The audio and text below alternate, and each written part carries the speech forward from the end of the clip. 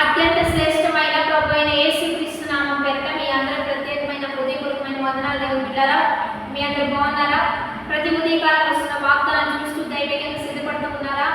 ఆత్మీయంగా బలం పొందుకుంటూ ఉన్నారా? మరి దేవుడే మనల్ని నడిపిస్తూ ఆశీర్వాదకారంగా లేపుతూ ఉండగా ఈ రోజు దేవుడు మనకి ఏమి ఇస్తున్నాడో చూద్దాం. ఇర్మియా గ్రంథం 51వ అధ్యాయం 46వ వచనం చదువుకుందాం. ఏటేట వదంతి పుట్టుచూ వచ్చును, దేశంలో బలాత్కారం జరుగుతున్నది, ఏలిక మీద ఏలిక లేచుచున్నాడు, దేశంలో వినబడు వదంతికి భయపడకుడి, మీ హృదయంలో దిగులు పుట్టనీయకుడి. ఈరోజు దేవుడే మనతో మాట్లాడుతూ ఉన్నాడు. భయపడద్దు, దిగులు పడద్దు, మీ హృదయంలో దిగులు పుట్టనివ్వద్దు, వేదన కలగొద్దు, వేదన పుట్టనివ్వద్దు అని దేవుడే తెలియజేస్తూ ఉన్నాడు. దేవుడు బిడ్డలారా, దేశంలో వస్తున్న వదంతులను బట్టి, ఏలికలందరూ ఏకీభవించి చేస్తున్న వ్యతిరేకతలను బట్టి నీ మీదకు దుష్టుడు లేపుస్తున్నా మీరు దిగులు పడవద్దు. ఎందుకంటే నిన్ను విడివని దేవుడు, ఎడబాయిన దేవుడు, నిన్ను హత్తుకునే దేవుడు ఎప్పుడు నీతోనే ఉంటాడు. నీ భారమంతా భరించేవాడు ఆయనే. అందుకని నీ భారం నా మీద మోపమంటున్నాడు. నిన్ను దీవించడానికి ఆయన తిరిగి లేచాడు, నిన్ను ఆశీర్వదించడానికి ఆయన లేచాడు. అందుకని యెహోషువతో దేవుడు ఏమంటున్నాడంటే, యెహోషువా, మోషేకు తోడై ఉన్న దేవుడిని నీకు తోడై ఉంటా, యెహోషువాకు తోడై ఉన్న దేవుడే నీకు కూడా తోడై ఉంటాడని ఈ రోజు మనతో మాట్లాడుతున్నాడు. అందుకని యెహోషువతో దేవుడు ఏమని చెప్తున్నాడంటే, నిబ్బరము కలిగి ధైర్యముగా ఉండు, యుద్ధం చేసేది నీవు కాదు కానీ నేనే యుద్ధం చేస్తానని దేవుడు మాట్లాడుతూ ఉండగా ఈ రోజు నీ యుద్ధాలన్నీ దేవుడికి అప్పగించు.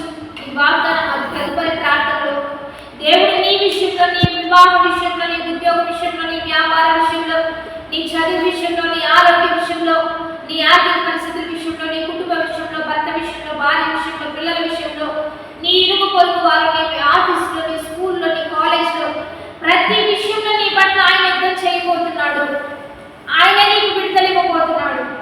ఆయన నీకు సమస్తం సమకూర్చబోతున్నాడు. అందుకని ఏ విషయంలో దిగులు పడద్దు, ఏ విషయంలో అధైర్యపడద్దు. బైబిల్ గ్రంథంలో ద్వేషించబడడం దేవుడు చూసి దీవించాడు, దూషించబడడం దేవుడు చూసి దేవుడు దీవించాడు. లేయా రాహేలు తనను దూషిస్తున్నప్పుడు లేయా గర్భాన్ని తెరిచాడు. పెనిన్నా దూషిస్తున్నప్పుడు హన్నా గర్భాన్ని తెరిచాడు. నీవు దూషించబడడం దేవుడు చూసి నీ పట్ల ఏ కార్యం జరిగించాలో జరిగిస్తాడు ఆయన. బైబిల్ గ్రంథంలో మనం చూస్తే దేవాది దేవుడు యాకోబు తన మామ మాటలు మారుస్తూ ఉన్నాడు.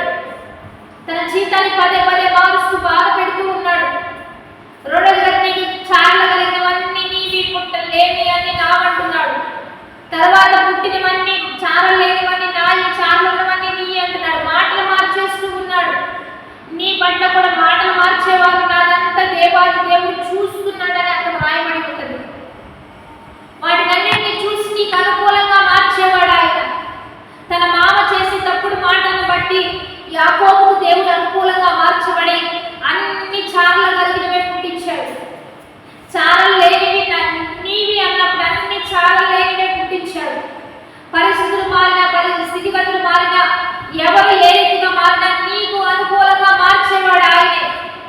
యెహోషువ యుద్ధం చేస్తున్నప్పుడు సూర్యచంద్ర నక్షత్రాలు ఆగిపోమని ఒక్క మాటతో సృష్టిని ఆపిన వాడే నీకు కూడా అన్ని అనుకూలంగా మార్చగలడు, సమస్తం నిలిపివేయగలడు, అన్ని అనుకూలంగా దేవుడు నీకు రూపుదిద్దగలడు. కానీ ధైర్యం తెచ్చుకోవాలి, విశ్వాసంగా ముందుకు వెళ్ళాలి. నిబ్బరం కలిగి నీ భారం అన్ని యెహోవా మీద మోపుతూ ప్రతి ఉదయకాలం అన్ని దేవునికి అప్పగిస్తూ నీ జీవితంలో నువ్వు ముందుకు వెళ్ళగలిగితే గొప్ప కార్యాలను చూడబోతున్నావు. గొప్ప అద్భుతాలు నీ జీవితంలో దేవుడు జరిగించబోతున్నాడు. ఆయన తిరిగి లేచింది నీ కోసమే, నిన్ను దీవించడానికి, నిన్ను ఆశీర్వదించడానికి. నీ పట్ల కార్యం జరిగే అంతవరకు నిన్ను విడువడు. నీవు విడిచిన ఆయన నిన్ను విడువడు. శ్రమలు వస్తాయి, శోధనలు వస్తాయి, వ్యతిరేకతలు వస్తాయి, ఇబ్బందులు వస్తాయి. యోగు పట్టుకున్నట్టుగా నీవు దేవుని పట్టుకోగలిగితే రెండంతల దీవెన, రెండంతల ఆశీర్వాదం, రెండంతల మేరకు దేవుని తృప్తిపరచబోతున్నాడు. నీ మీదకు వస్తున్న శత్రువు నిన్ను చూడడు, నీలో ఉన్న దేవుని చూడబోతున్నారు. నీతో ఉన్న దేవుని వారు చూడబోతున్నారు. నీ ముందు నడిచే దేవుని వారు చూడబోతున్నారు. అందుకనే ధైర్యం తెచ్చుకో, విశ్వాసంతో ముందుకు కొనసాగు. దేనిని బట్టి భయపడకు, అధైర్యపడకు, కలవరపడకు.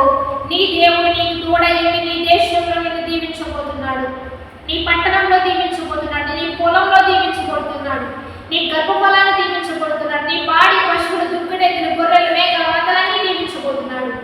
వాక్కిస్తుంది దేవుడే. ధైర్యం తెచ్చుకొని విశ్వాసంతో ముందుకు కొనసాగు. వాగ్దానాన్ని బట్టి ప్రార్థన చేద్దాం. పరిశుద్ధ మహోన్నత గొప్ప దేవ, ఈ దినం నీ సన్నిధిలో చేరి నీ ఘనమైన నామాన్ని మహిమ పరుస్తూ ఉండగా ఎంతమంది దిగులు పడుతున్నారు, అధైర్యపడుతున్నారు, వేదన పడుతున్నారు, వారందరి పక్షాన మీరుంటూ వారి పట్ల అద్భుతాలు ఆశ్చర్యకరంగా జరిగిస్తూ నీ ఘనమైన నామానికి మహిమ తెచ్చుకోమని ఈ వాగ్దానం ఒక్కొక్కరి పట్ల రూఢీపరిచి ఈ శక్తితో బలంతో ఒక్కొక్కరిని లేవనెత్తి ముందుకు కొనసాగించమని ప్రభువైన యేసుక్రీస్తు నామమున పేరట అడిగి వేడుకొని ప్రార్థిస్తున్నాము గొప్ప తండ్రి. ఆమేన్. మంచిగా లైక్, షేర్, కామెంట్ చేసి దైవికంగా సిద్ధపడండి.